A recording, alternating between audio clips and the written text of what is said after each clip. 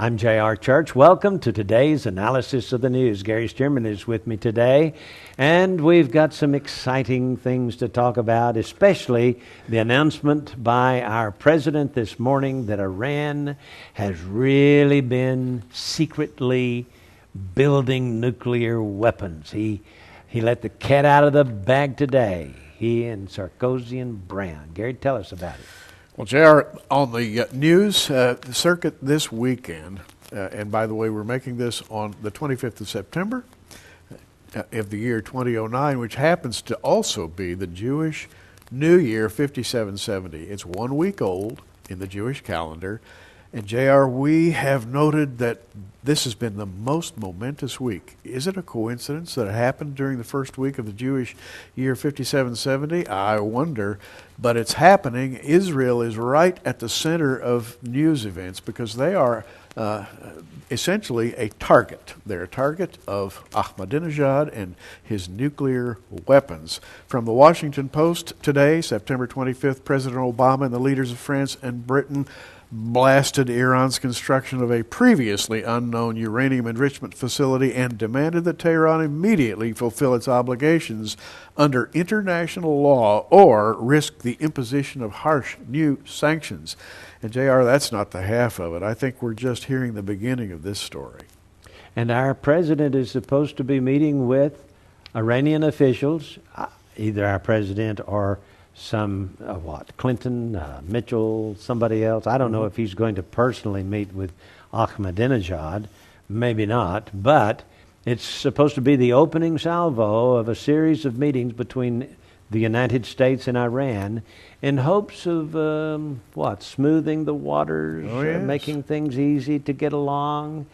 And yet he comes out just days before that meeting, scheduled for October 1st, and slaps Iran in the face. Absolutely. And, it's an amazing sight to see Gordon Brown, Nicolas Sarkozy, and Barack Obama standing in solid agreement that Iran must do away with its nuclear weapons program. JR, that's a confrontation. That's what you call a good old-fashioned ultimatum. And this is going to be in the news for some time to come. This is very biblical because Iran is Persia. It is the Persia of the Bible. And it's deeply involved in the great war of the latter days. Mm-hmm. Yeah. Just before getting into that great war, what is the strategy that they are trying to portray here? Are they trying to do a Ronald Reagan thing with Russia, when Ronald Reagan, said Star Wars, and all those people over in Russia went, what do we got to do? Is this what they're trying to do with Iran? I think so. And you've got to remember that this comes on the heels of the United Nations meeting where President Obama acted as chairman of the ceremonies in the United Nations. There, President Obama essentially gave his sanction to the Islamic states. He welcomed them into the union of peaceful nations. Here at the opening of the G20, it's an entirely different tone because the G20 is a group of globalists who have one thing on their mind, and that is the smooth function of a global financial institution. And JR, they don't want anything to knock their plans awry, which, by the way, a nuclear war would quickly do. Yeah. So when they meet in a week or so on October the 1st, it's going to be interesting to see and between now and then, how is Iran going to respond to what went on today? It ought to be an interesting weekend. It's going to be an interesting weekend. In fact, next week, I can't wait. It's going to be exciting. We're seeing prophetic events unfolding before our very eyes. Just follow the headlines. It's going to be quite a ride. Yeah. Well, here's our October issue of Prophecy in the News magazine with Obama at the UN. The title, Chairman Obama. Chairman Obama. Doesn't that just have a ring to it, Gary? The wrong ring. Yeah, the wrong ring. That's right. And Chairman Obama, with all of his czars, the name chairman just doesn't seem to fit too well, does it? No.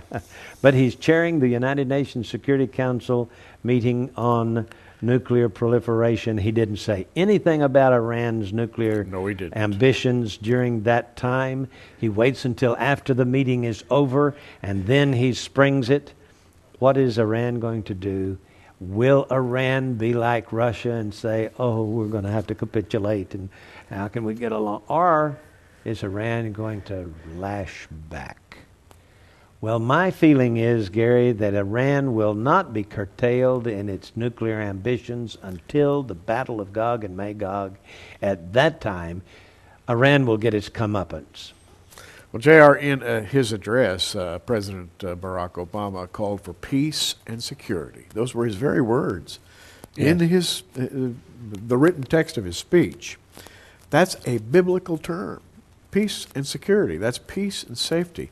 There's a very famous author. His name's the Apostle Paul, and he wrote about the latter days, and he said that when people stand up and cry out peace and security, sudden destruction is going to come upon them. We're in those days. Yes, we are. These are exciting days. Well, a personal note. Here at the ministry, we have been constructing a new television studio. We're not finished yet. This is still our old studio. But one of these days, we'll be moving over into the new studio.